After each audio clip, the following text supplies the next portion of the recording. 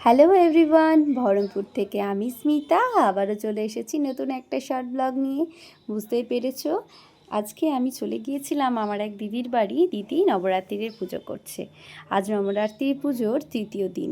তো দিদি খুব সুন্দরভাবে ঠাকুরের জায়গাটা সাজিয়েছিল। মায়ের একদম ষোলো সিঙ্গার থেকে শুরু করে ভোগ সব কিছু নিজের হাতে করে গুছিয়েছিল। খুব সুন্দর লাগছিল পুজো দেখতে।